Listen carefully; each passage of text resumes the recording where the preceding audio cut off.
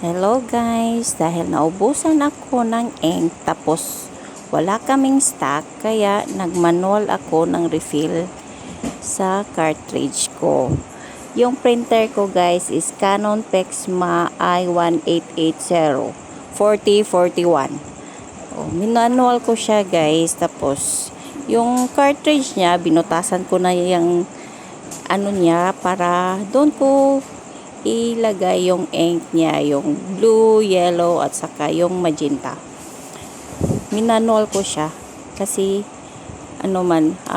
mahal kasi yung ink niya, kaya manual muna. Nauna ko pala yung nirefill yung magenta, tapos next ko na yung cyan, kaya hindi ko yun na video yung magenta, kaya na lang. Tapos ito next na yung yellow. Careful lang tayo sa pag-refill natin guys, kasi yung ink kasi tumilapon siya minsan sa mukha ko, kaya hinay-hinay lang siya kasi para hindi siya masyadong messy. Yan yung pinakahuli yan guys, yung yellow, kasi tapos na ako sa magenta saka sa cyan, kaya yung yellow na lang, hinintay ko na lang na ma-full talaga siya, na mag-bubbles na siya para malaman mo talaga na puno na siya.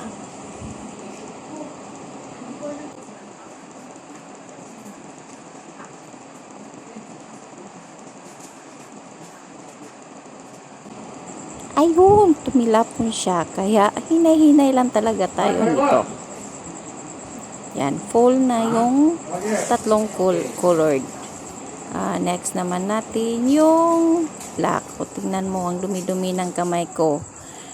Iba't ibang kulay ng dumikit sa kamay ko. Kaya hinay-hinay lang tayo guys. Yung tumatagas na ink, pinunasan ko para naman hindi siya sa loob ng printer. Kaya yan, pinunasan ko siya ng mabuti.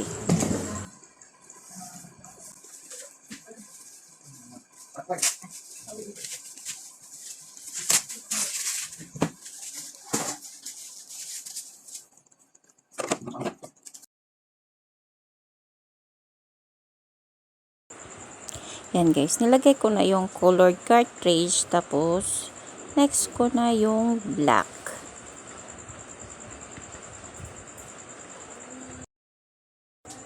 Okay, next na tayo guys sa black. Ito na yung pinaka-exciting part kasi wala na pala akong black na ink sa Canon. Kaya yung ginawa ko, meron man akong Epson na ink black. Kaya yung ginamit ko, nag-DIY ako guys, sort of experiment kung gagana ba siya. Kaya trinay ko na mag-experiment. Tapos ginamitan ko to ng injection guys, kasi yung Epson kasi siya, nakabattle pa siya, hindi katulad nung binili ng boss ko na yung ink niya may nozzle na talaga siya, yung parang injection, kaya ginamitan ko ng yung injection. Hinugasan ko na to yung injection, kaso ang dami pa pala ang tubig niya, kaya deny ko talaga siya para hindi siya mag-mix sa ink na ilalagay ko sa cartridge, kaya pinunasan ko ng mabuti sa tissue.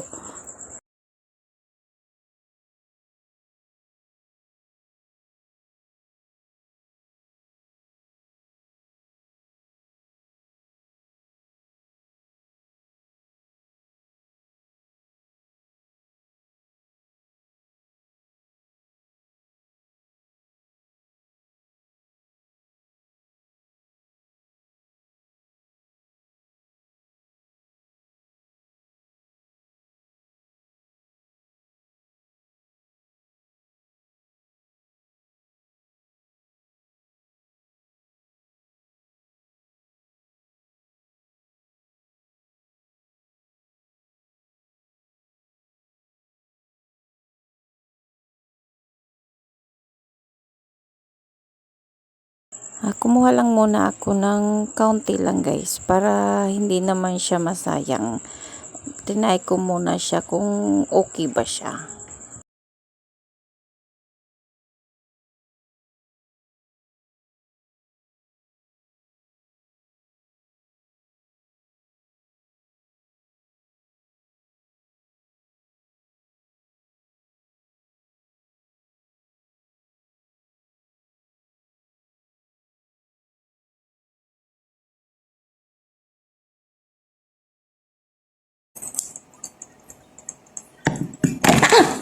Dahil natapon yung ink ko, ito nangyari sa kamay ko. Ang dumi-dumi niya. Kahit malayo pa yung eleksyon, naka-indelible ink na yung kamay ko. Dalawa pa. Wow! Hindi pala dalawa, marami siya.